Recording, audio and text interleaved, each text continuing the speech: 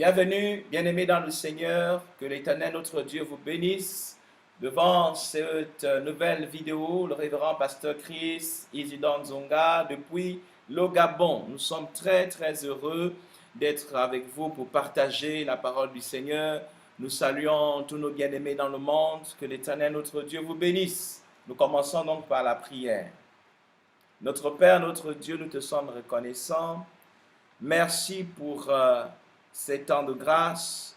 Merci pour la manifestation de ta volonté. C'est au nom puissant de Jésus que je viens de prier. Amen. Nous bénissons notre Seigneur qui permet que nous puissions être avec vous dans vos maisons pour vous apporter la parole de Dieu.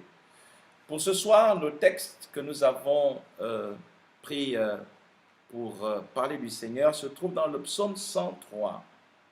Le psaume 103, le premier et le deuxième verset. Mon âme bénit l'Éternel. Que tout ce qui est en moi bénisse son saint nom. Mon âme bénit l'Éternel et n'oublie aucun de ses bienfaits. Gloire à Dieu. Permettez-moi de relire encore ce texte. Mon âme bénit l'Éternel, que tout ce qui est en moi bénisse son saint nom. Mon âme bénit l'Éternel et n'oublie aucun de ses bienfaits. Bien-aimés dans le Seigneur, mon texte du psaume 103 que je viens de lire va nous parler de quelque chose de très important. Donc, le titre de mon message ce soir, c'est « Pourquoi t'as battu mon âme ?» Pourquoi t'as battu mon âme? David, dans ce psaume, dit une prière et dit « Mon âme bénit l'Éternel. Que tout ce qui est en moi bénisse son saint nom. » Ce matin, pendant que j'étais en train de prier le Seigneur m'a dit clairement « Pourquoi as battu ton âme ?» Et s'adressant à moi, en fait, le Seigneur voulait passer par moi pour redonner la force à quelqu'un qui est certainement abattu. La situation que nous sommes en train de vivre, ou que tu es en train de vivre aujourd'hui, et cette situation te met dans un état où certainement tu te poses beaucoup de questions. Lorsque vous regardez votre vie, et lorsque vous regardez les réalisations autour de vous, vous avez certainement par exemple un parent ou des amis qui ont conçu des maisons ou qui n'ont pas achevé leur maison. Vous êtes rendu chez l'un de vos amis ou un frère dans le Seigneur qui a conçu une maison et qui s'est arrêté à un certain niveau. Un autre a construit, il ne l'a pas terminé et également à un certain niveau.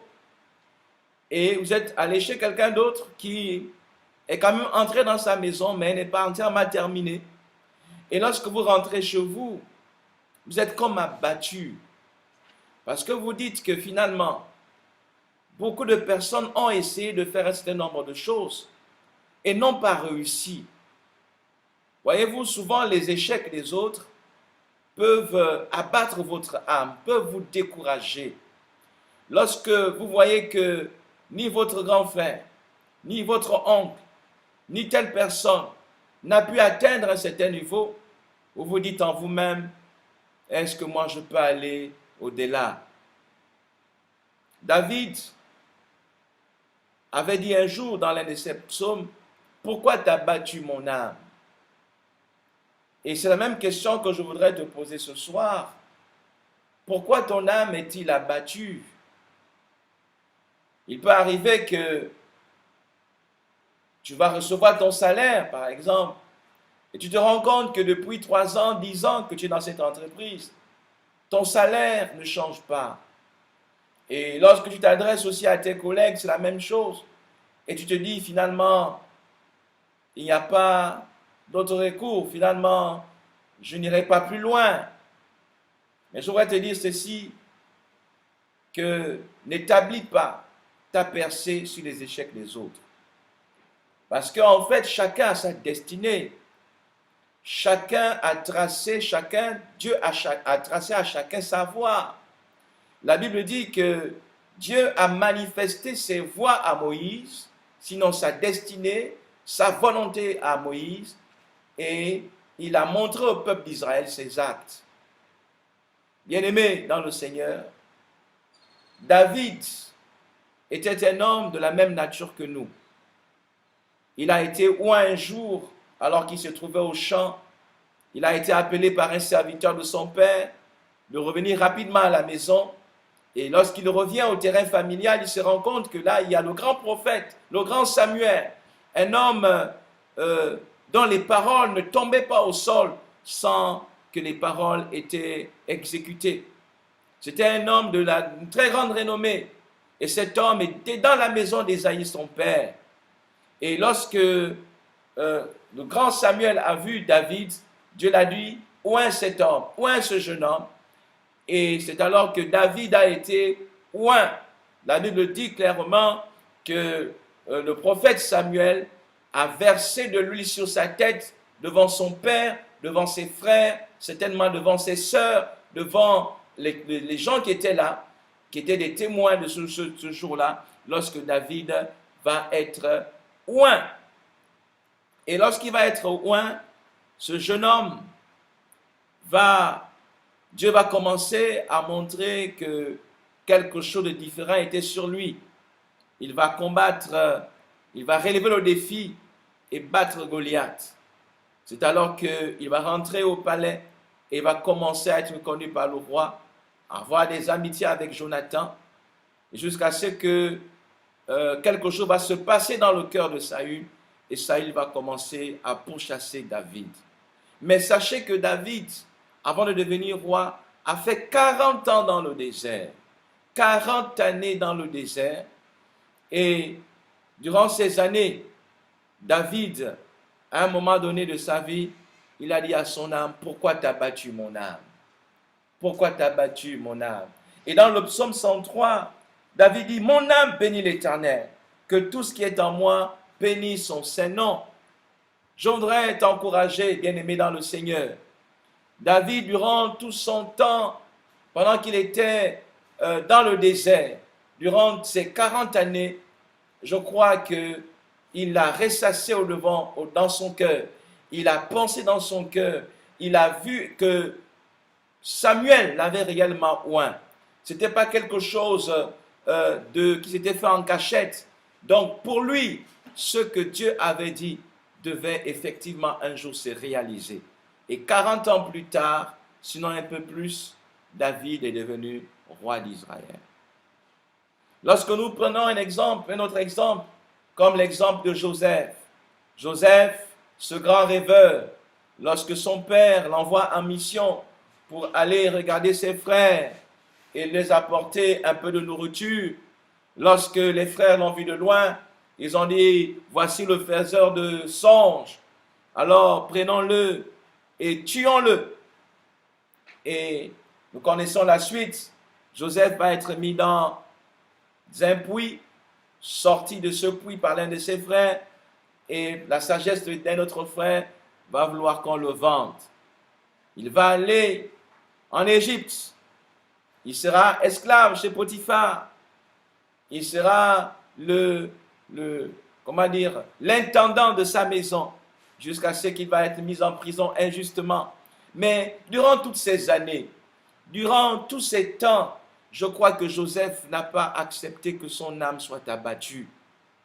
Il a gardé cette assurance que le songe qu'il avait vu un jour devait se réaliser. Pour Joseph, c'était un songe, c'était une vision qu'il a vue dans l'esprit, parce que c'était immatériel. Mais pour David, ce n'était pas un songe. Pour David, c'était la réalité. Samuel est arrivé, on a versé de l'huile sur lui. Pour David, il a vu comment l'onction s'est manifestée dans sa vie. Il a fait tomber Goliath. Il a battu Goliath. Mais il n'a pas accepté durant toutes ces années que son âme soit abattue. Je veux dire à quelqu'un ce soir que ne bâtis pas tes percées sur les échecs des autres. Ne permets pas que ton âme soit abattue devant tes projets. Tu as certainement des grands projets. Tu as le projet de construire, tu as le projet de voyager, tu as le projet de te marier, tu as des projets certainement d'ouvrir une entreprise. Ce n'est pas parce qu'il y a le coronavirus, pas parce qu'il y a le confinement que ton âme va être abattue. Peut-être que tu es malade et que tu as cherché des solutions depuis longtemps. Ne permets pas que ton âme soit abattue. La Bible dit, et c'est David qui le dit, « Mon âme bénit l'Éternel, que tout ce qui est en moi bénisse son saint nom. » Comment faire pour que votre âme ne soit pas abattue? La première chose, David nous le fait comprendre, il dit, « Mon âme bénit l'Éternel et n'oublie aucun de ses bienfaits. »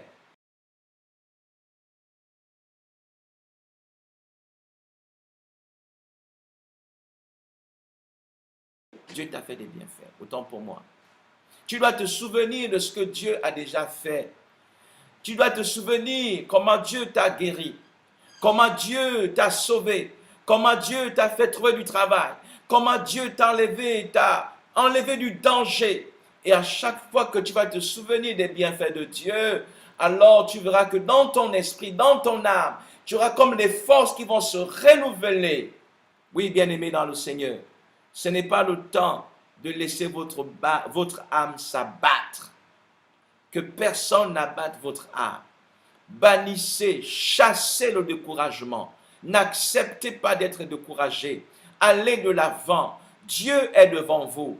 Dieu est derrière vous. Dieu vous entoure.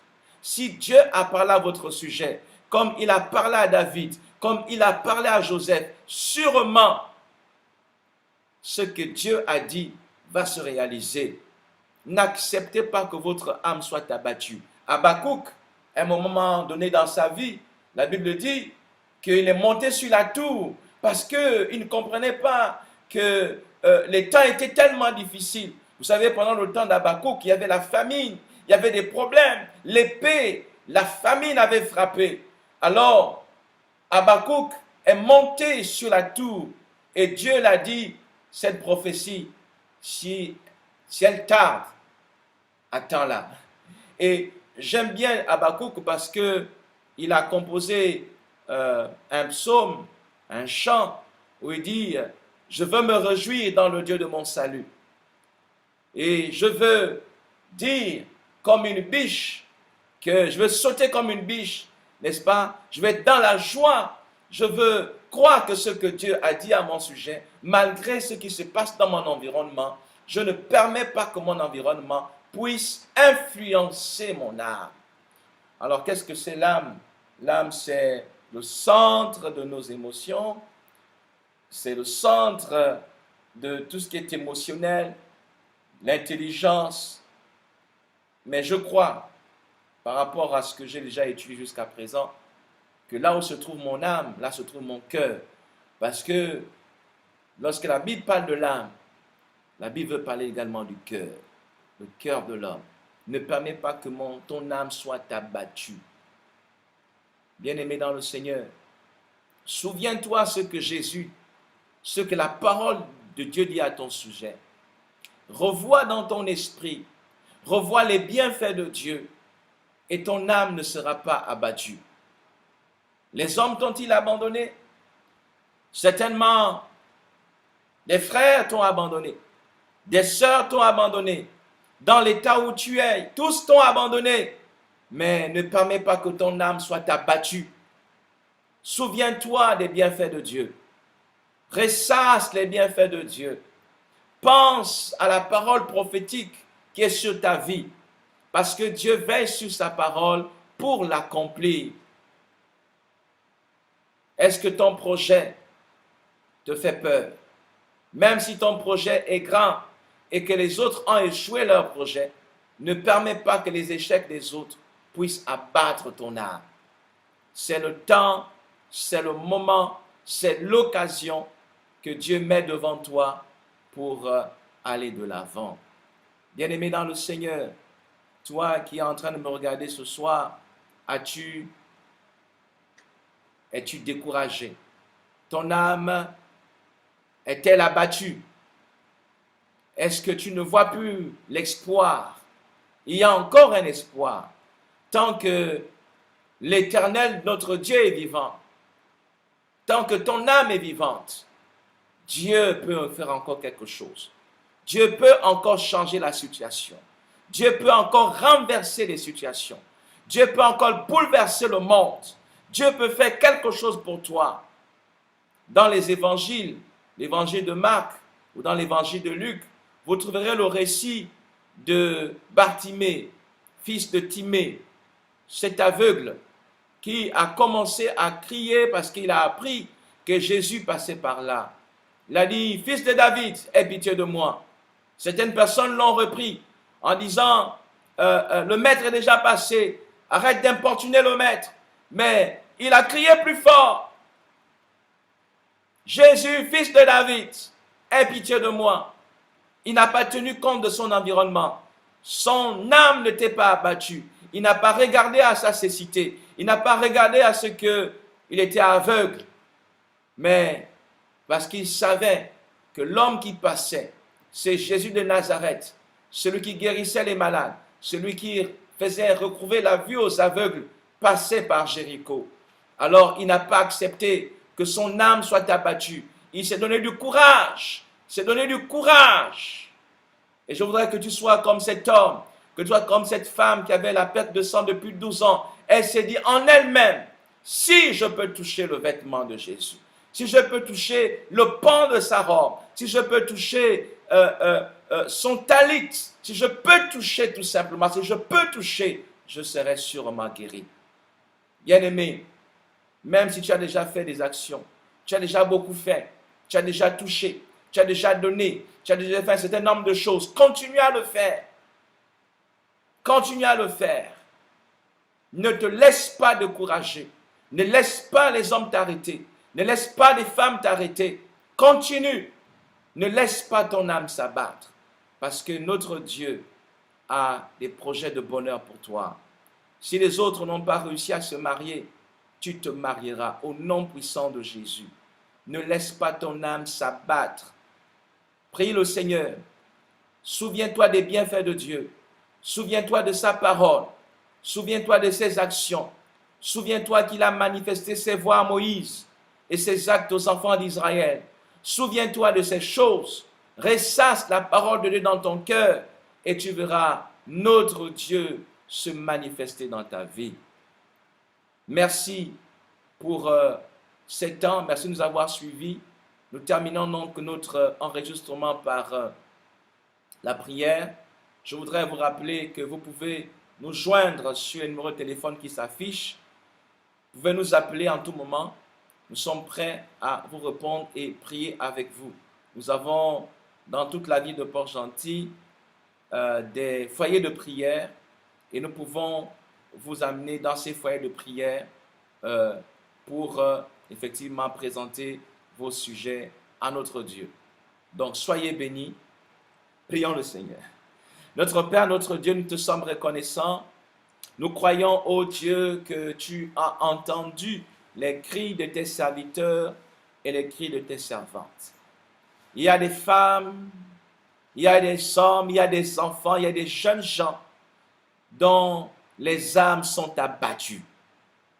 Ah Seigneur, toi qui peux relever, toi qui peux bouleverser les vies, toi qui peux les changer, toi qui peux toucher les cœurs, à cet instant même, ô Dieu, je te prie, afin que tu touches les cœurs de ces femmes et de ces hommes, ceux qui ont le cœur abattu, ceux qui ont l'âme abattue. Ô Dieu, relève ceux qui sont abattus, dans le nom puissant de Jésus-Christ de Nazareth. Seigneur, fortifie ton peuple, donne la force à ton peuple, glorifie ton nom. Au nom puissant de Jésus, j'ai prié. Amen.